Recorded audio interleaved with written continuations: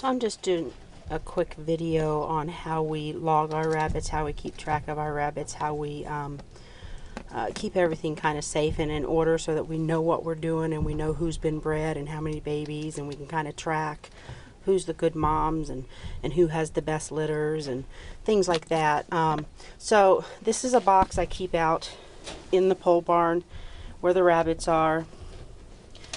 It's like a little first aid kit. It's got a pen in there. It's got my book in there. It's got eye medicine for the rabbits. I keep track of people that come and buy rabbits from us for 4-H. Have information in there on it on index cards. I keep Q-tips in here. Just odds and ends that I need when I'm working with the rabbits. Then I keep it in this box, and it's got little tabs that keep it secured. I just put it up in the rafters of the pole barn. That way the chickens can't get to it. Nobody can mess with it. And this is my binder. On the front of my binder, I keep a rabbit gestation calculator. I just go down, if I bred them May the 5th, I just go a line straight over, and it tells me that the rabbits are due June the 5th. This is really good to use because you have to calculate your days so you know when your nest box goes in. Like if I bred on May 31st, my litter would actually be due July 1st. So, and then I go back 3 days for my nest box. Give them 3 days to get their nest box ready. So in my book, I keep, let me get this opened here. In my book, I keep a rabbit inventory record of what I currently have as we sell them or as they get processed or whatever. I go ahead and mark them out. But I keep inventory of my does. Then I have a separate section for my bucks. If I buy them, I put how much I spent on them. That way, you know, and who I got them from. That way, it kind of helps me track. If we got a good line of rabbits going, I can look back and see where I got those rabbits, and that would be my preferred place to buy my rabbits for breeding. So, yeah, we've got lots of females, so we've got several pages. Now my doe tracking record looks like this. This is just something that we got offline. It's called AZ Rabbits, www.azrabbits.com. They have free forms that you can download and use for personal use, and that's what I do. On my rabbit breed, of course, it has all the top information: who is the sire, who is the dame, the name of the rabbit, the breed, the date of birth. You have a place for notes if there's anything special you want to put down. And then you have basically just 18 lines of different breeding. It's the breed date, the buck you bred to, the palpation date, which we don't really palpate. We probably should, but we don't. Nest box date, when you're expecting your kindle date, and then when the rabbit actually does kindle. How many was born alive, how many were born dead. If you want to track when you plan to rebreed them, we don't do a system on rebreeding. We just wait till the babies get a certain age or till they're weaned, and then we start thinking about rebreeding. So we don't have a set time of when to rebreed. A lot of people do, we don't. Number weaned, because sometimes you will lose babies from birth. They may be fine, but you'll lose babies in between. And then a 4-week average weight, which we haven't really done that up to now, but we are going to start doing that. We have some rabbits outside right now that we're doing a little experiment on. We've got 6 rabbits, 2 in each cage. They're probably a month and a half, almost 2 months old. They're weaned. What we did was we started 2 of them on the Pen Pal foods. We started 2 of them on the row food, and then we mixed the Pen Pal and row and started the other 2 on that. And we're just going to weigh them every week and kind of see where we are, see which food. The row's cheaper than the Pen Pal. We're just going to see which food actually grows the rabbit better, stronger, and healthier before we decide which food we're going to stick with in the long run. So this is what our record looks like. Now this is Carla's record. She has an ear tag ID R2. She's our American chinchilla that we bought in, we got her from Beaver Creek. So we did breed her on the 5th. to Smokey Joe, and she will get a nest box June the 2nd, and she should kindle June the 5th. So that's, you know, that's the basis of this. Like here we had Fiona. Fiona's our cow girl.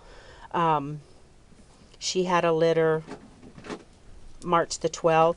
10 were born alive. 6 of them were dead. 3 of those 6, she actually ate them. I don't know what this thing is with rabbits eating their babies, but I sure would like to figure it out. I've been reading on it, and no one really has a definite answer why.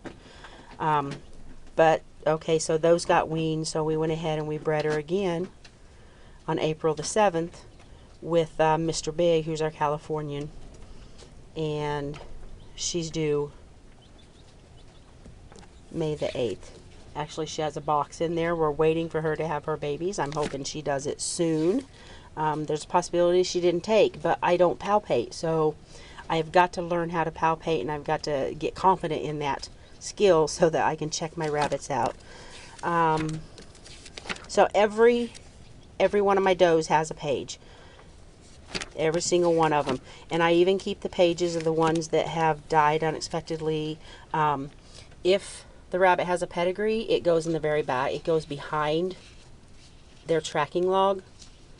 That way, when I sell the babies, I pull mom and dad's pedigrees, and I can fill out a full pedigree for the babies and pass that along to the person that's buying those babies.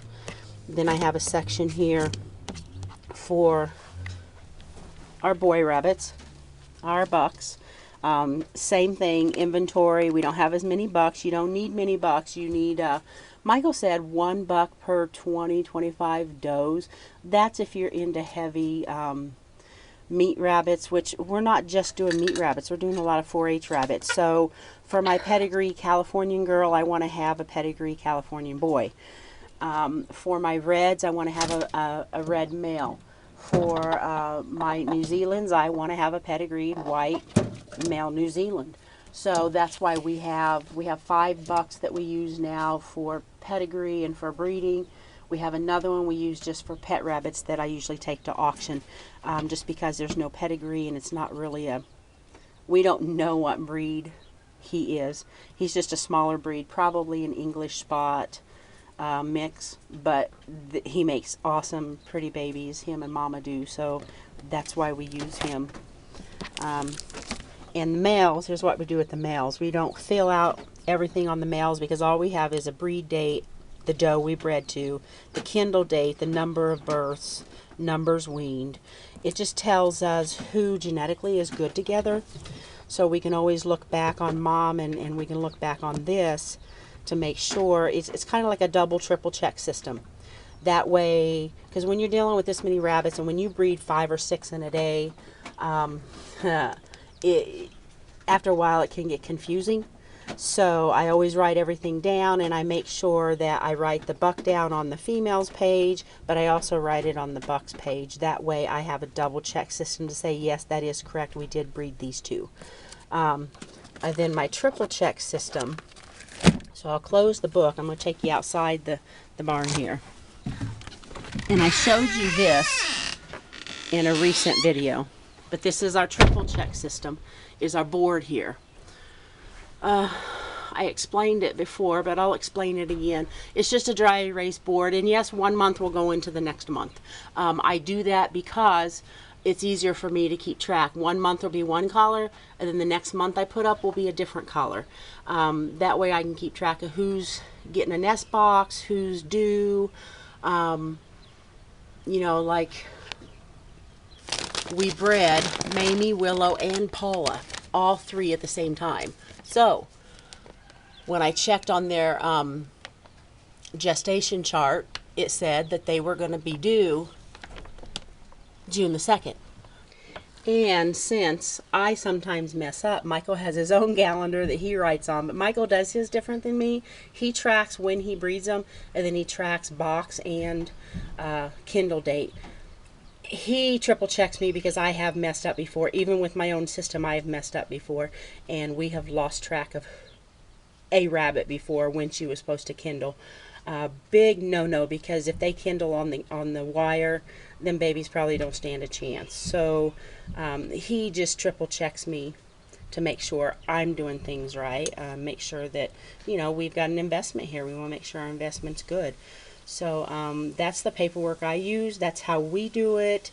It works pretty good for us. As we evolve and get better and get bigger, I'll end up probably utilizing more of these forms and keeping track a little bit better. We do need to get a ledger and start doing, you know, how much money spent out, how much money comes in just through this business that we're running. We went to auction today. We had turkey eggs, we had snow ducks, we had bantam eggs for hatching. We had a lot of things we took, and we took 10 rabbits, I believe. We ended up making $260 today. Just in an afternoon. That right there is feed for a month. So, you know, we're not going to get rich by this. We're not going to make a profit, actually. But if we can maintain our needs through the sale of what we are getting from our animals, then that makes it all worthwhile, because this really is a hobby. I enjoy doing it. Michael enjoys doing it. And if we can not spend money straight out of our paycheck, out of our pocket, for all this stuff, that would be great. So I hope this has helped. If you have any ideas, or you've got better forms, or you have a way of doing something that you think is awesome, please share it with me, because like I said, I'm new to this and I'm still learning. I'm just finding things on the internet that I can use. But please share your successes. That way I can get better at what I do. Now, one thing that a lot of people use are the cards that go on the feeders, which is a great idea. I was using just these for a long time, but you notice some of my feeders don't have them. Well, there's a problem, because when you have rabbits and chickens, the chickens love to eat these cards and pull them down and destroy them. That was one of the problems we had with one of the cards got destroyed, and we knew she was pregnant. We just didn't remember the dates or anything, and I hadn't updated my book. So that was a huge no-no and a huge learning experience. So we had to watch her quite often. We had to, you know, watch for signs of, is she pulling fur? Is she doing this? We did put the nest box in too early. We had to change it out a couple times, but she finally had them and everything was fine. But it's not good not to have that information. It's a little stressful not knowing when your rabbit's going to kindle. And then it's a little stressful knowing that you, who is college educated, was an idiot and didn't get it documented like you were supposed to. Anyway, so that's it for this video. I hope you enjoyed. You guys have a beautiful day. I know I'm going to have a beautiful rest of the day. We'll talk to you later. Bye.